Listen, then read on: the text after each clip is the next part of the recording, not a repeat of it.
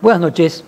Hoy estamos con Gustavo Posse, el intendente de San Isidro, pero mucho más que el intendente de San Isidro, porque su objetivo de presidir el radicalismo en la provincia de Buenos Aires y como un principio de adelanto a lo que puede ser la discusión interna del radicalismo en su alianza de Juntos por el Cambio, nos va a permitir hablar del tema del conurbano, pero también del futuro de la política. El cuestionario pasa por San Isidro, por el radicalismo, por Juntos por el Cambio, tiene un aspecto relacionado a la inseguridad y a la evolución del coronavirus, pero me gustaría empezar por el principio, por San Isidro.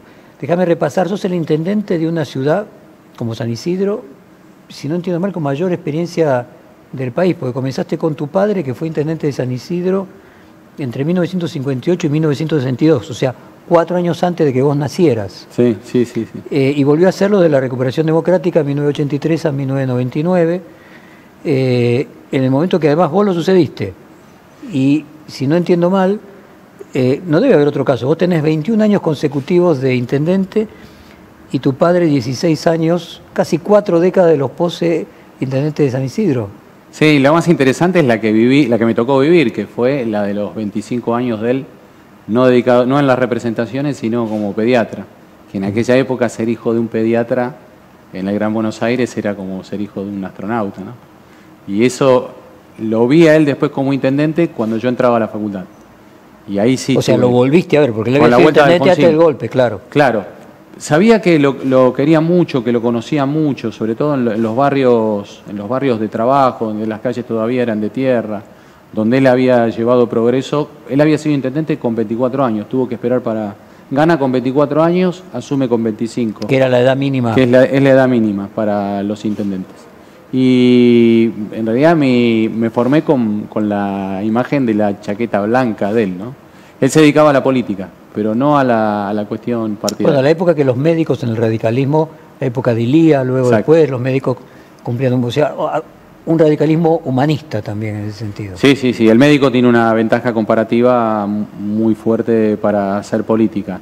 El abogado, que fue lo que elegí, también tiene otra cuestión que lo mejora en lo comparativo, pero el caso hablamos de Melchor Posse, el pediatra, el practicante de lo que era un hospital de socorros mutuos, que no era el hospital de San Isidro, a los 2 años de ser practicante se hace cargo del municipio, ya siendo pediatra con la especialidad, y toda esa juventud y toda esa búsqueda en un lugar con la catedral, con la zona linda, etcétera, pero después barro como todo el resto de los lugares, y bueno, ahí fijó una huella que para nosotros es muy importante. Y vos fuiste subsecretario de Coordinación, subsecretario de Desarrollo Comunitario y de Acción Social, secretario de Desarrollo y Comunicación Social. ¿Cómo era aquel conurbano? Que si no entiendo mal, con 20 y pocos años vos comenzaste con tu padre también. La parte de la facultad estuve solo. Me dedicaba a hacer política, sobre todo el tema de entidades intermedias, sociedades de fomento, juntas vecinales y demás, y armé una red para poder colaborar gobierno, municipio y demás, porque en realidad muchas de las calles todavía eran de tierra. Cuando tu padre volvió a ser intendente vos tenías 20 y poco, 21, sí. Si no entiendo mal. Sí, iba a cumplir 21. ¿Y cuando fuiste subsecretario qué edad tenías? Y cuando fui subsecretario ya tenía 25 años, ya me había recibido de abogado. Muy bien. Entonces, y después, al tiempo, a los 15 años 12 años fui diputado provincial. Hoy muchas de las cosas que pude hacer como diputado provincial en minoría, ¿no? Las pude concretar con obras en el municipio. Déjame aprovechar esa experiencia en aquel conurbano de los 80 que vos tenés para preguntarte cómo era y cuán diferente soy, si podés hacer ese tránsito, aquel conurbano que en la recuperación democrática, casi podríamos decir que al norte y al oeste de San Isidro, o al noroeste y norte de San Isidro, era todo campo. Claro. La primera circunvalación es la General Paz. La segunda circunvalación, la 202, la 197, y en aquel momento era hasta por ahí. Es decir, Moreno, un lugar hermoso, era campo, un lugar Argentinos era campo, José claro, era un lugar de campo. quintas. Y de ahora la mancha urbana pasa la Ruta 6, y la Ruta 6 es una circunvalación. La avenida Márquez Rolón, la que va desde el hipódromo de San Isidro y la de la Costera Criolla y que llega hasta La Plata, Esa era la circunvalación de la ruta provincial número 4. Hasta ahí había poblaciones adicionales. Pero hoy la mancha urbana llega hasta la ruta 6, es decir, llega desde Campana, Pilar, toda la circunvalación hasta poder llegar a La Plata. Hay un proyecto en este momento en construcción, que es el proyecto de que por la autopista desde el Buen Aire, sobre todo el tránsito pesado, pueda llegar desde San Isidro San Fernando por la autopista del Buen Aire y después seguir camino hasta llegar a las afueras de La Plata. Ahora, recientemente, en esta misma serie de reportajes, Emilio Pérsico hacía un análisis en el cual decía que todo eso que era campo en el 83 y hoy vive gente, fue construido o fue gestado un 20% del territorio por countries y un 80% por tomas. O sea que así se construyó eso que vos denominás marcha urbana, que no existía en el 83. ¿Cómo ves ese proceso? En el medio de esto está la Ley Pierri. A ver. La Ley Pierri fue un avance y audaz de tocar el Código Civil de la Nación. En general, tocar el Código de Fondo es algo difícil. Cristina lo hizo en los últimos 6 años con Lorenzetti y 2 expertos más. Pero Pierri tocó la famosa Ley Pierri, es que las personas que tenían la libreta del loteo tuviesen la oportunidad de poder escriturar, que en aquella época era muy caro, entonces con un justo título y 10 años en el lugar se podía tener una primera escritura a través de casas de tierras y demás. Después, como todo, buenas ideas y de buena fe vienen en el desmadre de la ocupación, a veces usando la denominada Ley Pierri.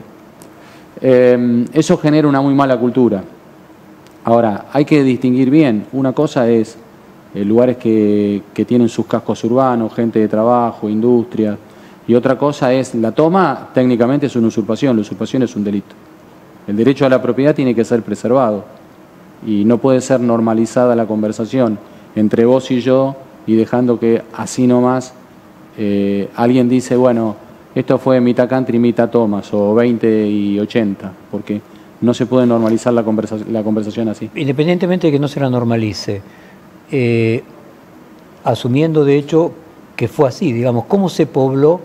¿Cómo el conurbano pasó a multiplicar por 5 su población? Evidentemente... Había loteos anteriores. La primera parte viene con la Ley Pierri. Había loteos y mucha gente tenía las libretas de los loteos. Los loteos, ¿cómo eran antes? Eran Camar, eran Luchetti, eran Di Tulio. Entonces, yo no lo llegué a ver, pero sabía que tal vez a tu papá lo visitaban en la oficina y alguien como inversión le decían, ¿querés comprar lotes en José Cepaz o en Berizo? Porque se pensaba que todo iba a progresar, entonces ibas comprando lotes porque era una forma de ahorrar en el país, en la ciudad, en las cercanías. Bueno, lo que ocurrió fue que mucha gente pudo acceder mediante la libreta de loteo y otra gente fueron organizados y ocuparon el lugar y hicieron uso de la Ley Pierri con casas de tierras.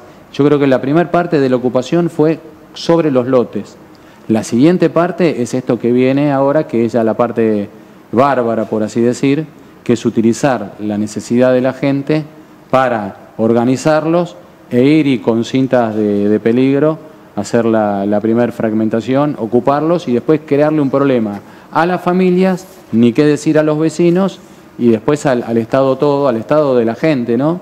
En el sentido de que no tienen ni agua, no tienen obviamente gas, no tienen servicios cloacales, no tienen pavimento, no tienen acceso al colectivo, no tienen. Ahora, Pérsico hacía una crítica a los intendentes. Obviamente no es lo mismo San Isidro, que no había campo, pero bueno, vos te puede dar la perspectiva, la suficiente distancia para a lo mejor hablar con cierta ecuanimidad, que un lugar como Moreno, que era campo. Él decía, Pérsico, que a los intendentes le terminaba resultando más cómodo un country que crear un loteo para que hubiese una urbanización tradicional, porque el country se paga él mismo la seguridad, construye él mismo los caminos interiores, mientras que si se urbaniza, el intendente tiene que construir asfalto, tendido de elementos de comunicación, paradas de colectivo.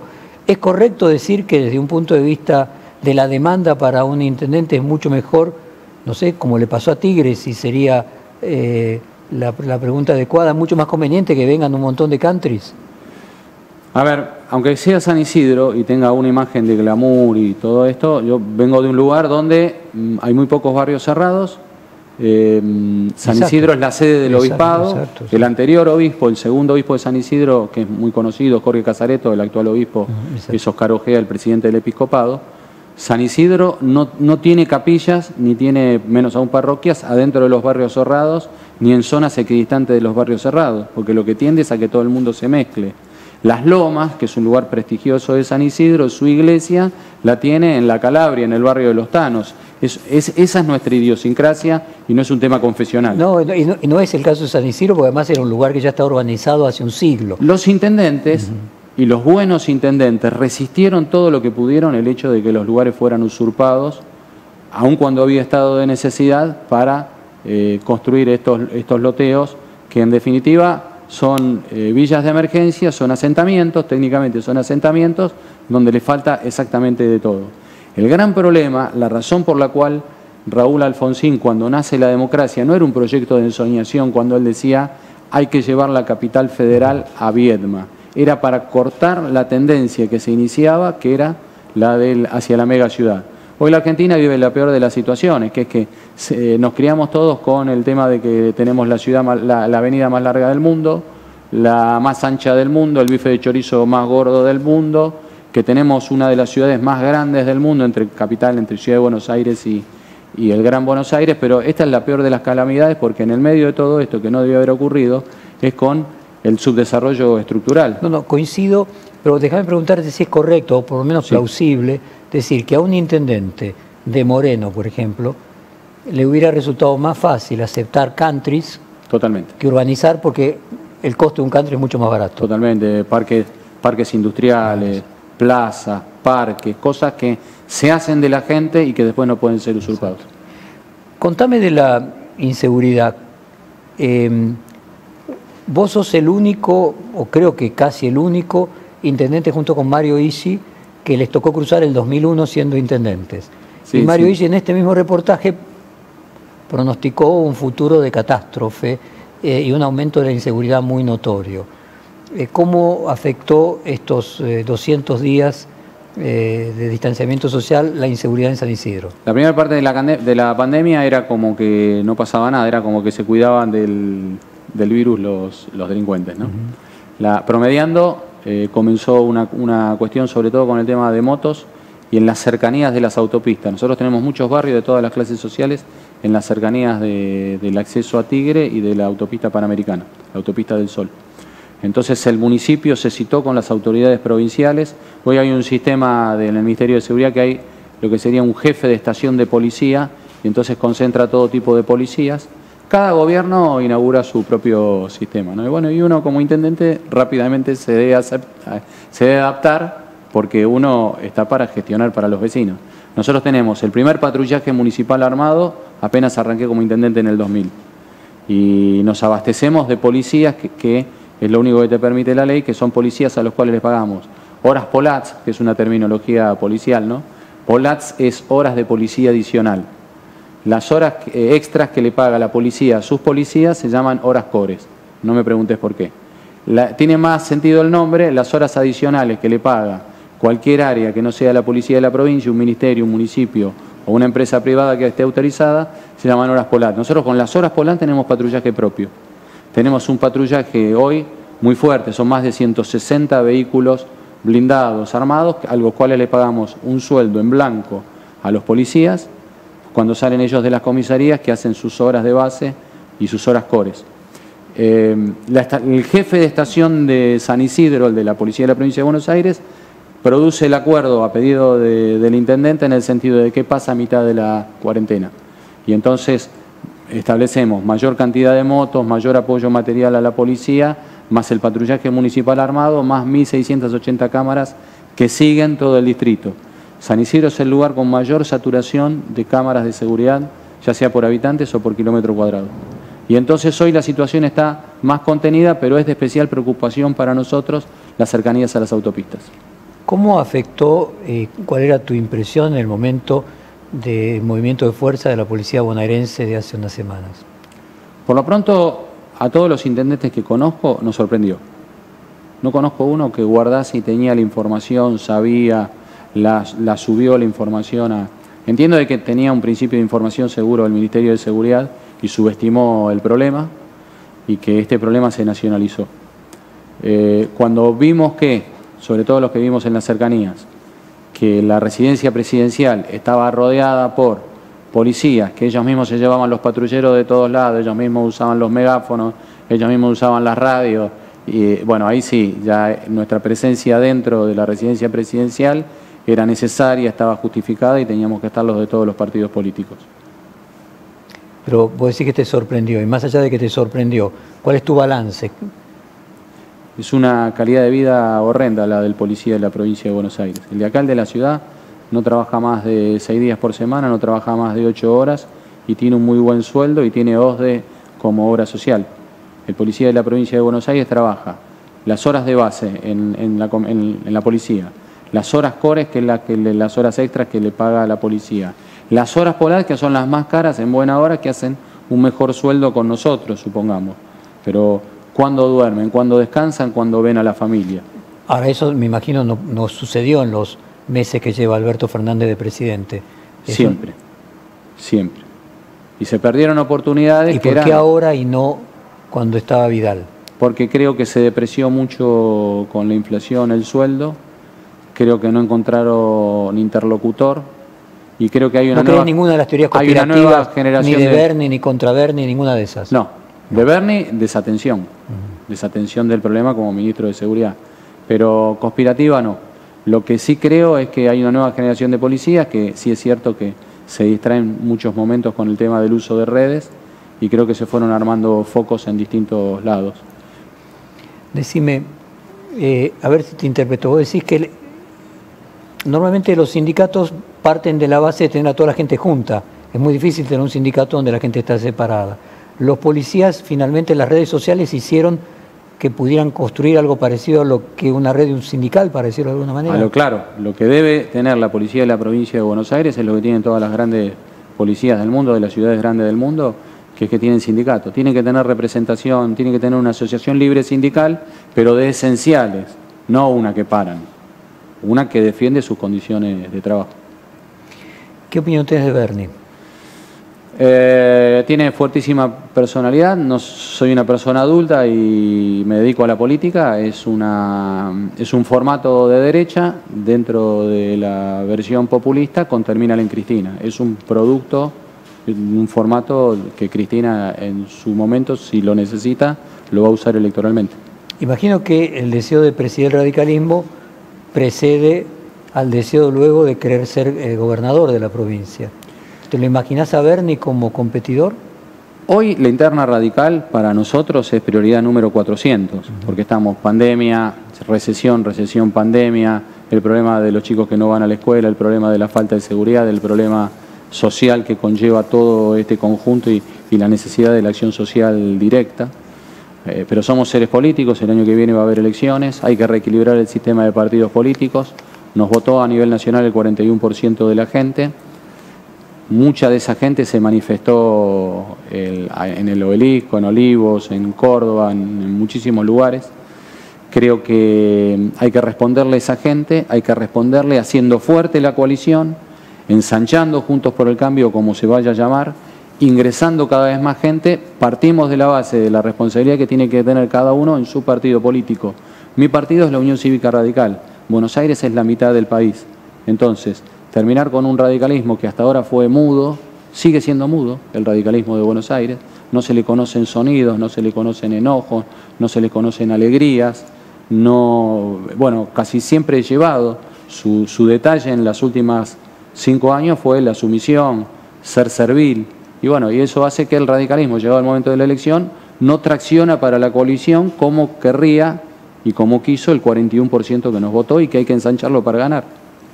A ver, déjame entrar en el tema del radicalismo haciendo un poquito de historia.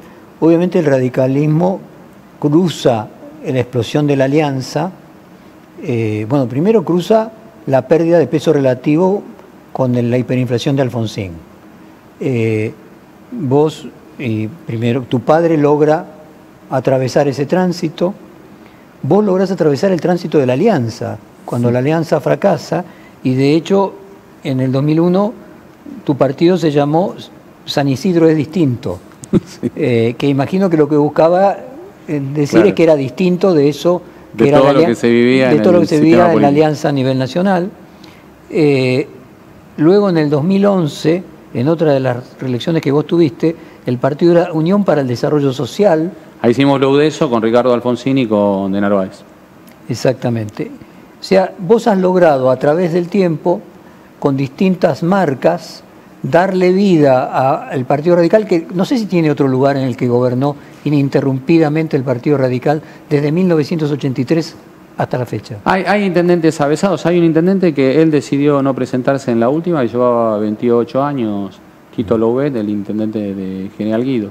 Pero si uno suma, yo ahora estoy radicalismo, sí. Tu padre y vos estamos en casi 40 años, 37 años. Sí, sí, con los 28 años en el medio donde hubo gobiernos peronistas y por eso digo, pero en San Isidro, sí. 4 décadas ininterrumpidas de radicalismo. Otras generaciones son, ¿no?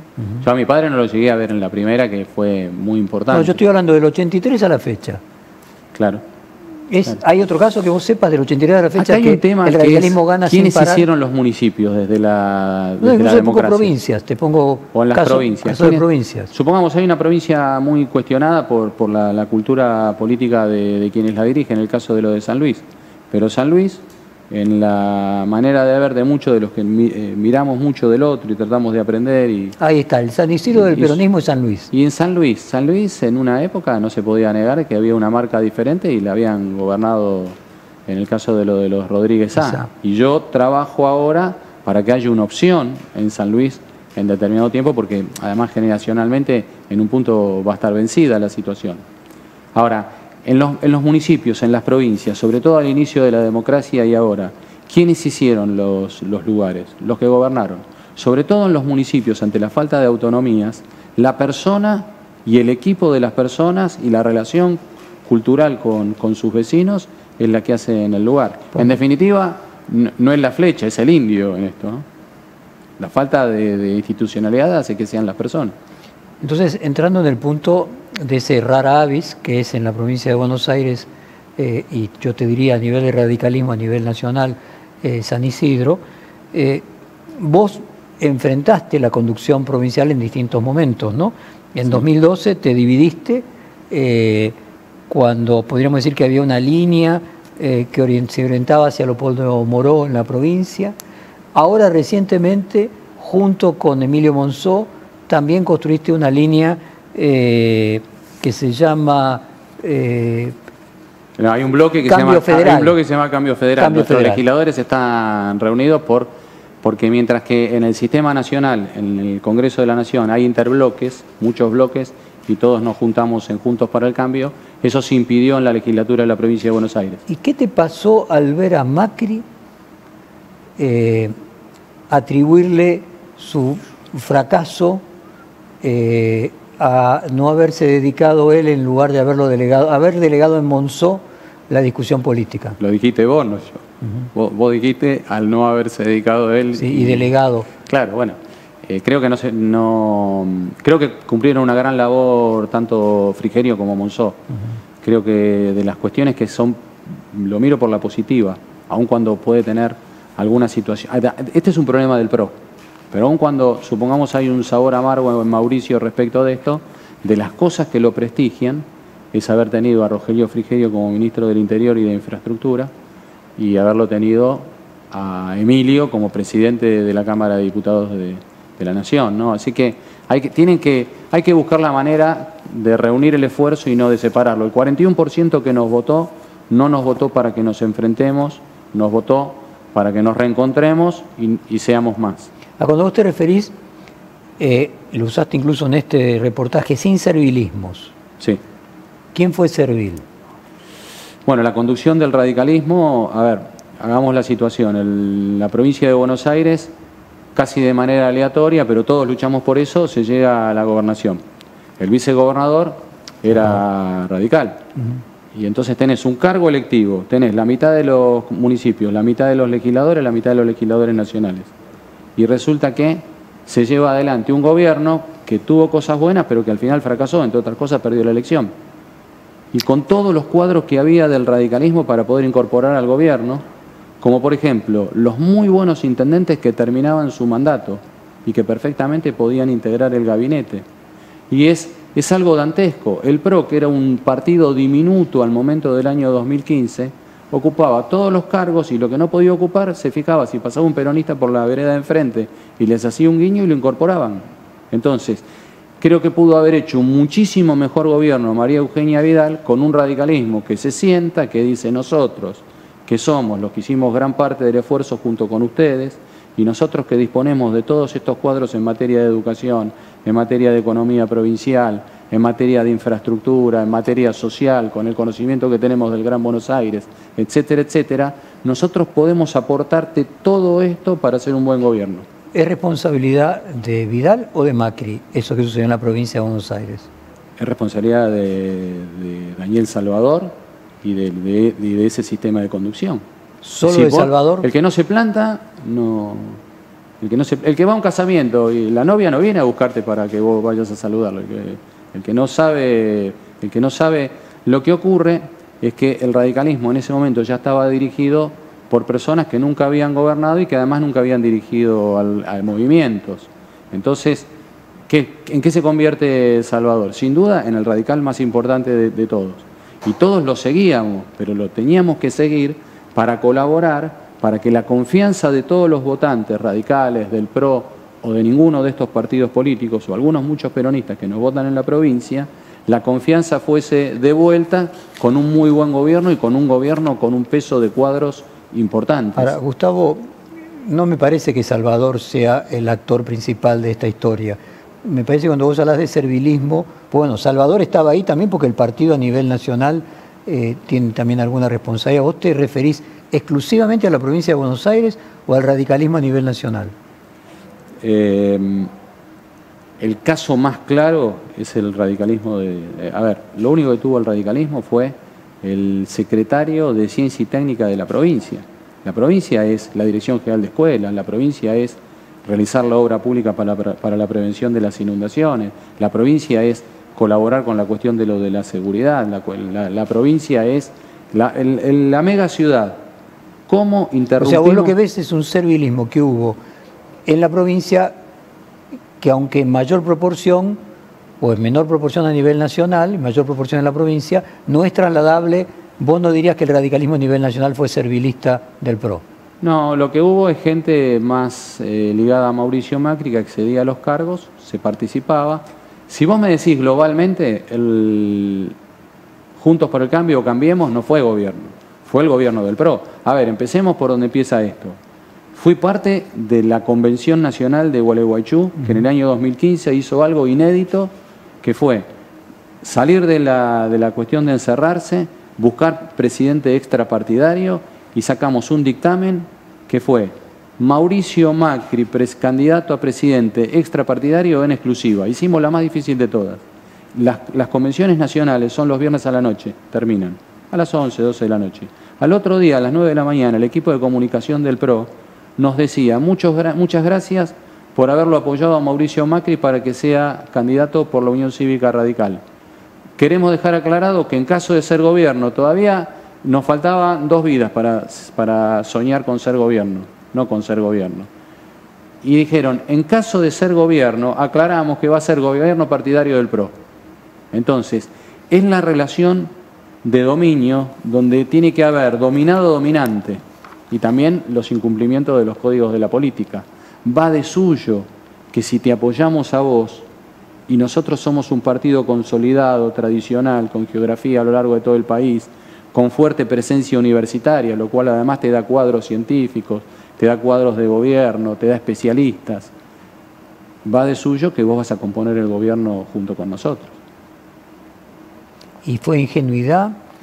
¿Fue servilidad? ¿Fue pensamiento colonizado? ¿Qué fue? Aceptar eso.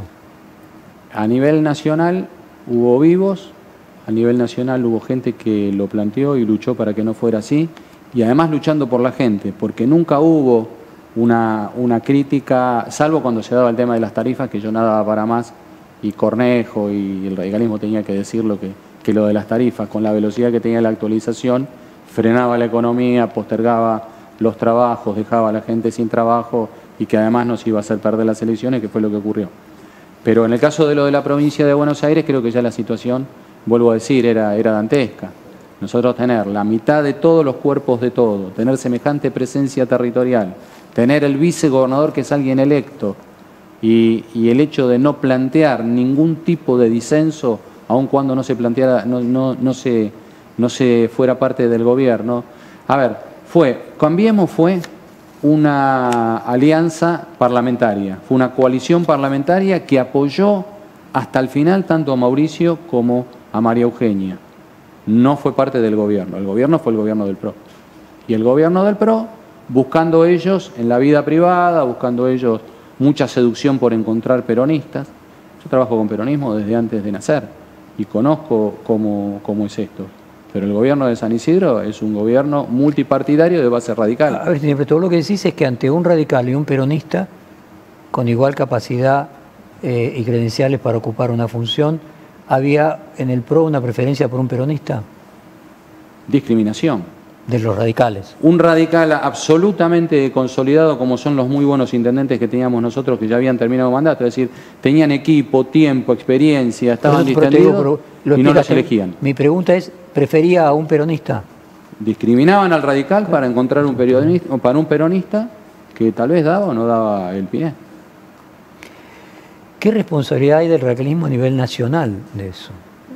No, la base del problema es, la mitad del radicalismo está en Buenos Aires, con lo cual la base del problema está en la falta de conducción. Ahora, y en eso cuando hablo de la sumisión. Los líderes más importantes aparecen los gobernadores que están en el interior, ¿no? O sea, uno tiene recuerdos de Gualeguaychú, Morales por un lado, Sanz por el otro, con posiciones pero distintas. todavía Morales no era gobernador. No, venía de ser presidente de la Cámara de Diputados. Y Sanz después no tuvo y Morales actuación. había sido candidato a vicepresidente. O sea, nosotros, por ejemplo, vamos junto con Sanz.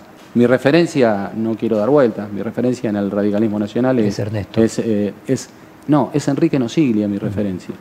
Y él hizo todo lo posible para que el radicalismo siguiese conectado, vigente. En el caso de lo de Sanz, que es una personalidad muy importante a ese momento, él lo que no se puede negar es que queda desconectado del resto del radicalismo. Pero en Gualeguaychú, tu posición... En Gualeguaychú mi posición era la que se votó. La de Macri. Y la posición de Ernesto. Hice la más difícil de todas, junto con Ernesto y junto con Coti.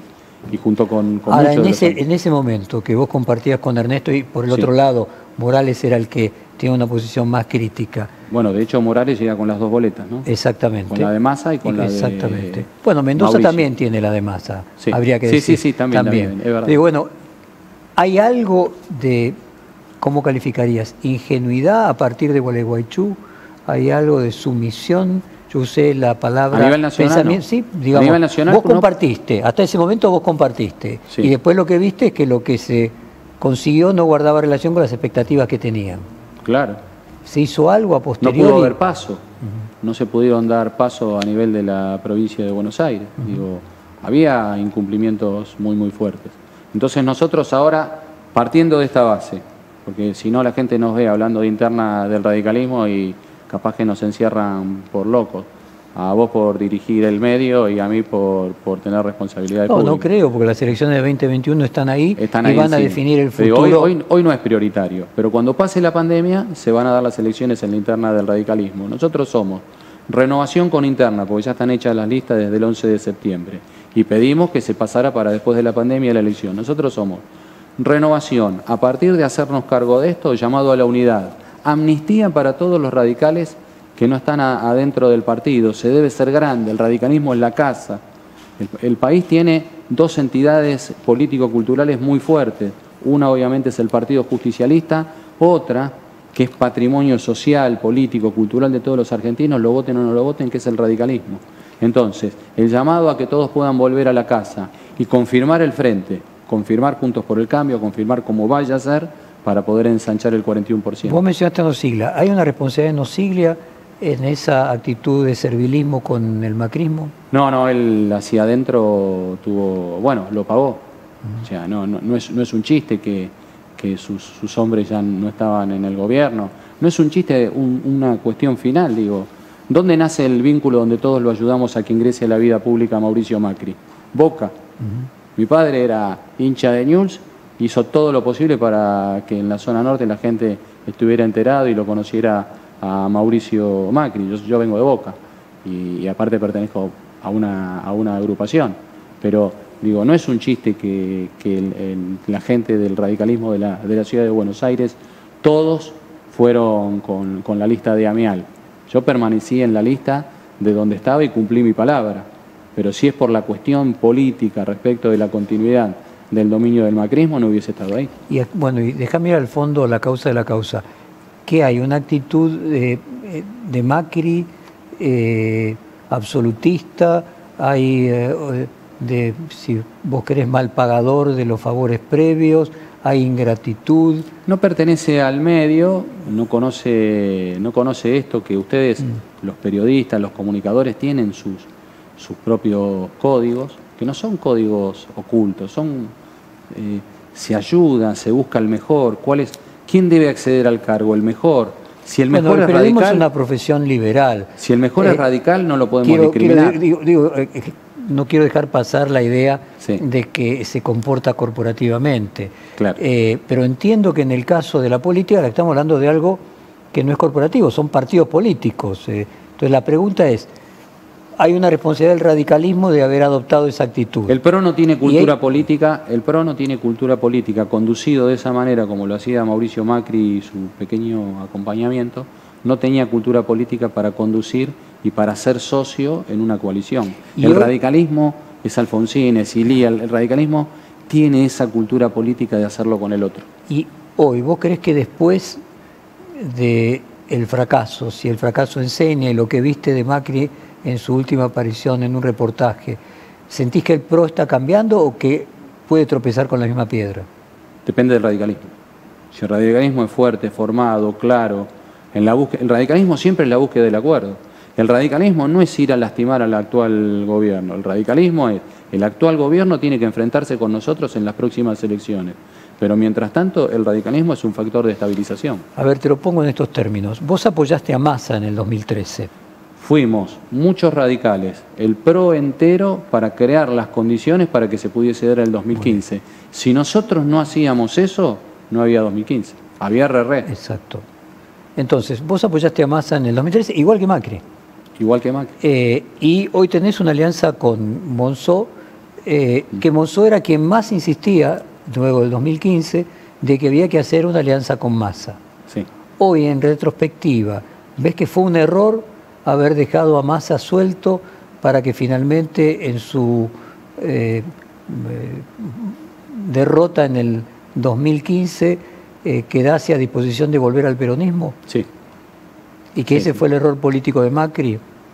Uno de los errores, bueno, los primeros errores son de gestión de gobierno, las tarifas, dejar a la gente sin comer pizza el día domingo para mirar fútbol y que se cerrara después la pizzería del barrio, digo, eso o sea, el primer error fue su política económica. Sin duda.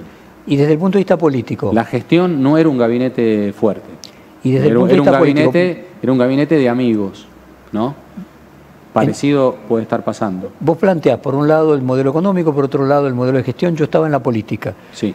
El error político fue, en el 2015, después de haber ganado, no haber seguido el consejo de Monzó de incorporar a Massa. Sí. Repetir lo que había hecho cuando lo llevó a Davos y después continuarlo. Exactamente. A ver, y sigue presente la idea que hay que ensanchar el 41% por vía del método de la apertura. Compartir lo que dice Ernesto Sanz, que ese 41% del año pasado es 50% este año. No. Todavía falta la elección, todavía faltan muchos meses y no hay que subestimar a la unidad peronista. No, digo, el único que le ganó al peronismo unido fue Raúl Alfonsín.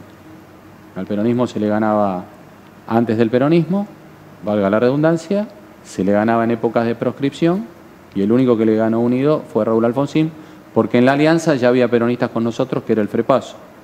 Con lo cual digo, no hay que subestimarla y menos aún subestimarla Y en la si te provincia de entiendo Buenos bien, Aires. lo que vos planteás es que la clave era incorporar parte del peronismo a Juntos por La el Cambio. clave es ser abiertos. Lo de Pichetto fue un acierto, y lo de Pichetto fue obra Pichetto también fue de Monzó.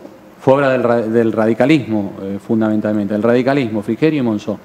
Y le llevan la idea y como debe ser, el que presenta la situación es Mauricio Macri. Pero nosotros en la Convención Nacional éramos el sector que convalidábamos nuevamente, igual que en Gualeguaychú, en el 2019 convalidábamos sostener Cambiemos, Juntos para el Cambio, y ampliarlo. Y la ampliación no era que imponíamos un radical, la ampliación fue, y justo se dio, y en buena hora, el tema de lo de Miguel Pichetto, que fue una incorporación cualitativa y cuantitativa que nos permitió hacer una gran final.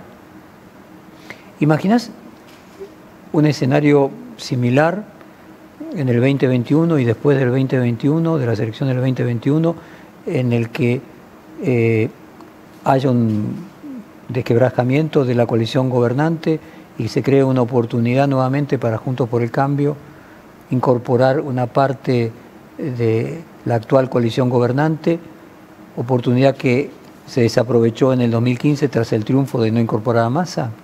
A ver, incorporar por incorporar, no.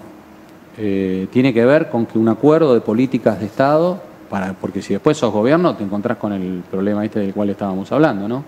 Que se sale a buscar gente por sorteo para ver cómo se ocupan los cargos. Sí creo que hay que ser abiertos. No deseo nada, deseo que el gobierno triunfe, pero deseo que triunfe y nosotros ganarle las elecciones para ser mejores que ellos. No creo. ¿Cuáles elecciones? Las del 2021 y las del 2023. Nosotros debemos ganar las dos. Imagínate esa hipótesis, gana la oposición 2021. ¿No crees que hay un cisma dentro de la coalición gobernante? No, porque se rehicieron ellos nuevamente. Vos ves que hoy ellos perdieron las están del 2009 y se rehicieron en el 2011. Casi ganan las del 2015. Y las del 2015 las ganaron llevando una carga impresionante. Pero se dividieron las del 2015, se dividieron en el 2017. Mi pregunta es si para ganarle, como vos planteás, la estrategia era la de Monzó, que era dividir al peronismo. Monzó no tiene una actitud antiperonista respecto al de dividir, contrario. pero sí tiene la actitud de poder incorporar lo mejor de ellos para mejorar la irrigación pero al mismo sanguínea. tiempo es un negocio de suma cero para dividir a la otra parte y traer la suficiente cantidad de masa. Cada punto que ganás vale 2, exactamente. Además de lo cualitativo es doble. Exacto. ¿Y crees que esa tendría que ser la estrategia de Juntos por el Cambio? Siempre, sí, una política abierta, agresiva en el sentido Monzó de la muy búsqueda amigo de crecer. Massa. Horacio Rodríguez Larreta es muy amigo de Massa. Sí. ¿Te imaginas en una eventual disgregación de la coalición gobernante la posibilidad que no se dio en el 2015, pero sí se dio en el 2013, que estén junto con Massa? Lo que ocurre es que hoy la situación es que Massa está en la casa donde está, ¿no? Digo, Massa es el titular de uno de los poderes del Estado, y lleva adelante, le guste o no le guste, y entiendo que tiene que ver con la ética de la responsabilidad, lleva adelante políticas que no tienen que ver con su cualitativa, ¿no? Te propongo entonces, después de un corte comercial, entrar a analizar el gobierno actual y el escenario inmediato posterior. Seguimos después del corte. Con gusto.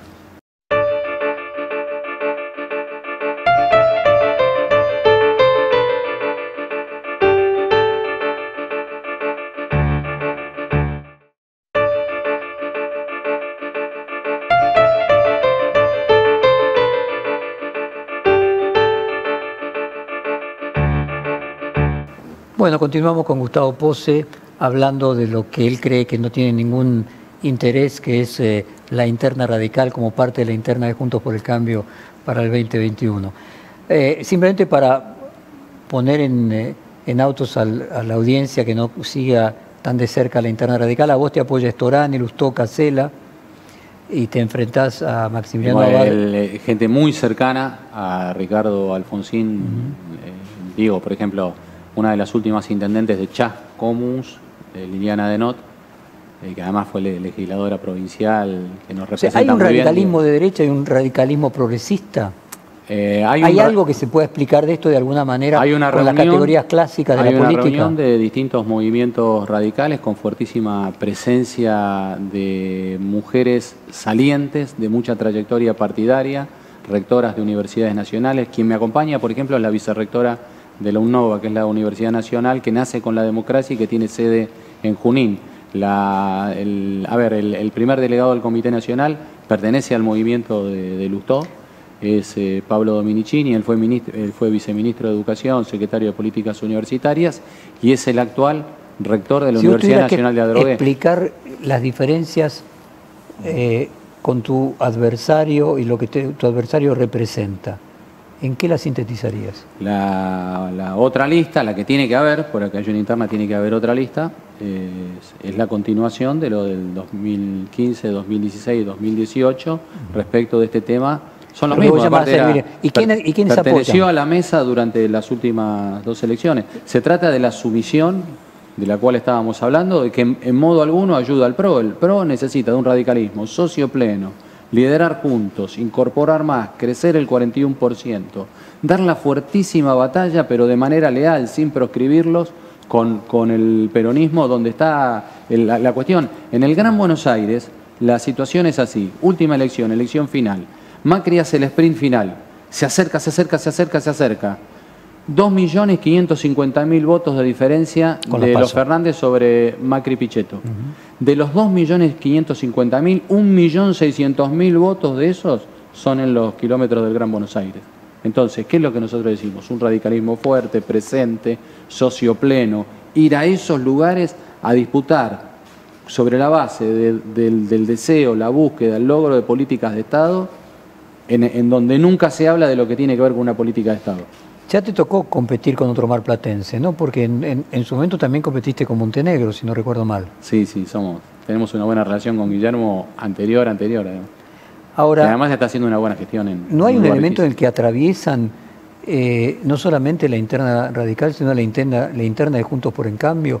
A vos ser aliado en la provincia de Buenos Aires de Monzón, ¿no hay en eso ya un escalamiento de que no es la interna simplemente radical, sino de que hay un posicionamiento respecto de la mirada completa de Juntos por el Cambio? No, pero así como tengo una muy buena relación con Monzó, con Frigerio, con Sebastián de Luca, con Marcelo D'Aleto, etcétera. Con el propio Montenegro. Exactamente. Bueno, la misma relación la tengo también con Guillermo Montenegro, aunque no definamos juntos que vamos. Es una interna donde el radicalismo tiene la técnica, que es que vota el afiliado radical. El PRO tiene otra técnica, que es un sistema más gerencial. ¿Quiénes apoyan a tu adversario? ¿Qué figuras nacionales del radicalismo apoyan a tu adversario? Posiblemente los que están más ligados a la cuestión. Pero dame nombres propios. Y entiendo de que el visible es Negri y posiblemente Ernesto Sanz, pero no conozco bien la opinión de él. En el caso nuestro, el paraguas. El resto de los grandes dirigentes radicales no se han expresado, me refiero, por ejemplo... Cornejo llega a la presidencia junto con nosotros. No se expresa, dice que no, obviamente, además no deben, el de afuera de la provincia no debe participar. Tampoco. Ahora, nosotros decimos que nuestro paraguas es Martín Lustó. Cuando hay una cercanía, en el radicalismo tiene una tradición cuando produce un movimiento de renovación que en la jerga antigua es Capital, Buenos Aires, Córdoba, Santa Fe, y así se produce en todo el país. Bueno, la ciudad de Buenos Aires tiene una interna importante que viene desde febrero y se posterga por razón de pandemia, también tiene 2 listas, y en el caso de lo de la provincia de Buenos Aires, también el hecho de lo que trabajamos con el movimiento de evolución de Martín Lustó, busca que establecer reglas internas para el funcionamiento, para que el que pierde por un voto en un bloque o en un distrito, no quiere decir que el que perdió por un voto queda afuera y el otro queda con todo. Y también para que haya reglas para funcionar, viniendo de la mala experiencia, de cómo funcionar adentro del frente. Es decir, cómo funcionar dentro de la relación con el PRO y con todos los partidos políticos que estén. Bueno, entonces, esas reglas se escriben ¿para qué? Para hacer una fuerte unidad y para crecer el 41%. Entonces, siguiendo con esa idea de que no solamente lo que se está discutiendo en la interna radical en la provincia de Buenos Aires, sino finalmente como representa el 50% es nacional, pero al mismo tiempo hay una coalición que vos tenés con figuras que también disputan una interna nacional dentro del PRO. Estamos hablando de Juntos por el Cambio. Sí. Entonces, ¿quién te parece que hoy tiene las mejores posibilidades de ser el candidato presidencial 2023 de Juntos por el Cambio? Y concretamente te pregunto si vos crees que la diferencia de visibilidad que ha alcanzado Horacio Rodríguez Larreta alcanza, en la medida que no cometa ningún error, para ser un primus inter pares en esa competencia.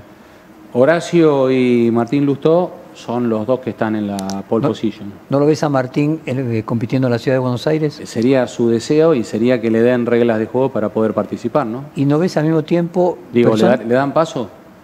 No lo saben. Pero bueno, su deseo sería competir por jefe de gobierno de la ciudad. Su deseo es establecer estas reglas desde la provincia de Buenos Aires, desde la ciudad de Buenos Aires, desde cada uno de los lugares, en una conducción integrada, de modo tal de poder hacer crecer el radicalismo y que el radicalismo pueda establecer conductas de sociedad en Juntos por el Cambio. ¿Ves desde el radicalismo la amenaza de que figuras del PRO de la provincia pasen a competir en la ciudad y figuras de la ciudad pasen a competir en la provincia, concretamente que Vidal termine siendo la candidata a suceder por parte del PRO a Rodríguez Larreta y que al mismo tiempo figuras del PRO de la ciudad pasen a la provincia?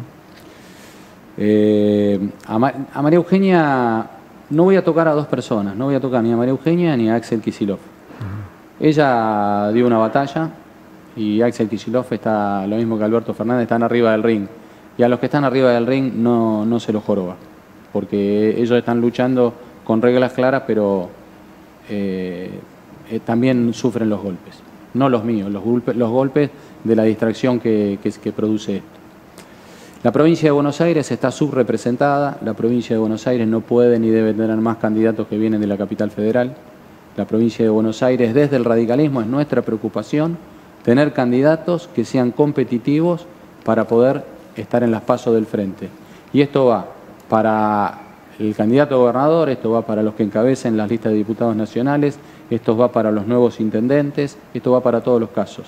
El radicalismo tiene que producir y tiene su propia masa crítica y su propia intelectualidad y las trayectorias para poder hacerlo. Creo que hablamos lo suficiente del radicalismo, al punto que vos mismo me decías que podíamos parecer locos hablando de la interna radical.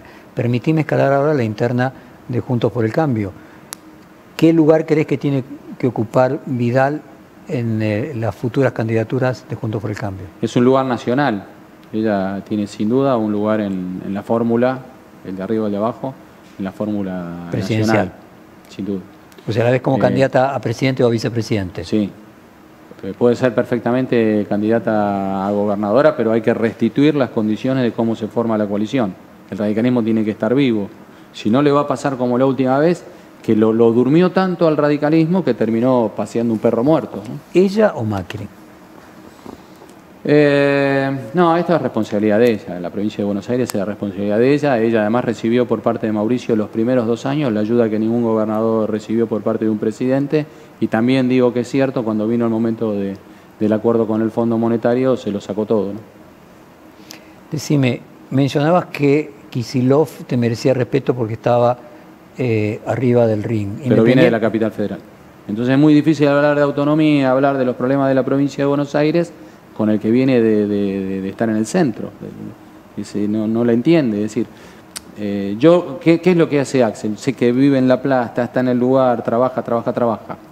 Pero, digo, después de lo de Kicillof tiene que terminarse el tema de tener tantos domicilios. O estás en un lugar y sos de un lugar. A ver, Mendoza no sería conducida, que es una buena provincia, una provincia con buenos, tiene muy buenos estándares.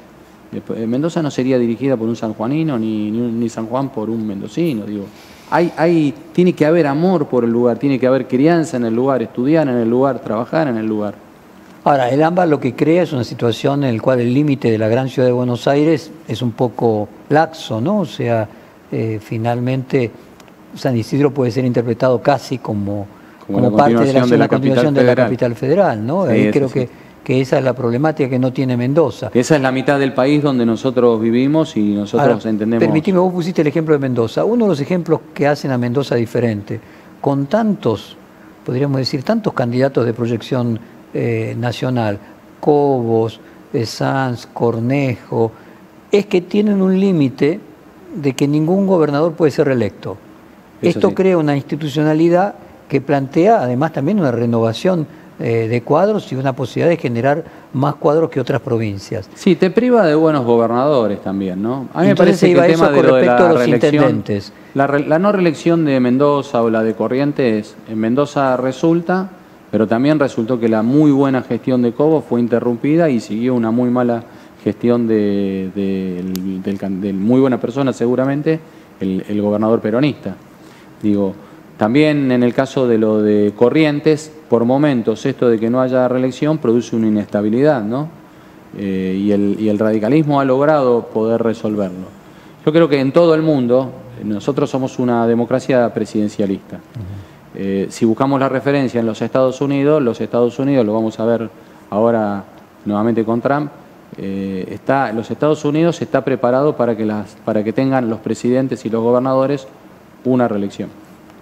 Ahora, entiendo bien entonces al decir que te parece que para los intendentes se tendría que aplicar lo mismo, una reelección. Nosotros llevamos adelante el proyecto que fue el de que hubiese una reelección para los intendentes. La dificultad que hay en este momento es que en el medio de la pandemia se dirime en algunos sectores políticos respecto de cuándo es aplicable la ley, pero a ninguno de los intendentes que conozco, estamos de todos los partidos políticos, nos distrae este tema. Ahora, sea como fuera aplicable la ley, ¿en tu caso vos podrías ser intendente? Bueno, eso es lo que se discute. Si, yo en realidad estoy concentrado, como hice toda la vida, estoy concentrado en el partido. Y lo que la ley diga es lo que voy a cumplir. Y si no se diese la situación de lo de la reelección, que primero habría que ver, o sea, nunca definí 3 años antes si iba a ser reelecto. Digo, pero en el caso de que fuera. Mi cabeza no está metida en eso. Mi cabeza está metida en la mejor gestión posible. Ahora vos empezaste joven. ¿Qué te imaginás en el 2023? ¿Qué te gustaría en el 2023? ¿Cómo crees vos? Me gustaría otro país, posibilidades de otra provincia, reequilibrar el sistema, a partir de las elecciones del 2021, reequilibrar el sistema de partidos políticos, es decir, no ir otra vez a una elección donde listo, ganó el populismo, por así decir, y hay que aguantárselas. Y dentro de eso, bueno, si se dan las condiciones, luchar por candidaturas superiores. Mi lugar lo amo, no veo otra manera, esté donde esté, no veo otra manera que estar viviendo en San Isidro, que estar dedicado una parte del tiempo a San Isidro. ¿Pero en mi vida. ¿Tú preferirías una posición legislativa o una posición ejecutiva? No, me dediqué siempre a lo ejecutivo. Ya fui legislador. Vos fuiste diputado. Sí. Es más limitado lo que vos podés hacer. Seamos realistas. ¿Para qué sirven las candidaturas legislativas? Para encabezar una lista. En política sirven para encabezar una lista cuando son elecciones intermedias, de modo tal de que alguien pueda ser conocido en una elección nacional. Y en el área ejecutiva, si no fuera al frente de un ejecutivo, y en la hipótesis que vos mencionabas de la importancia de los ministros que podrían haber sido intendentes con mucha experiencia, sí. ¿Cuál es el área donde vos te sentís más fuerte? El área de gobierno, las áreas de gobierno, las áreas que tienen que ver con la construcción política que dé lugar que le dé sustentación a los proyectos, ¿no? La construcción política. Lo mío es la construcción política. Muchísimas gracias por esta hora de conversación. No, a ustedes, muchas gracias a vos.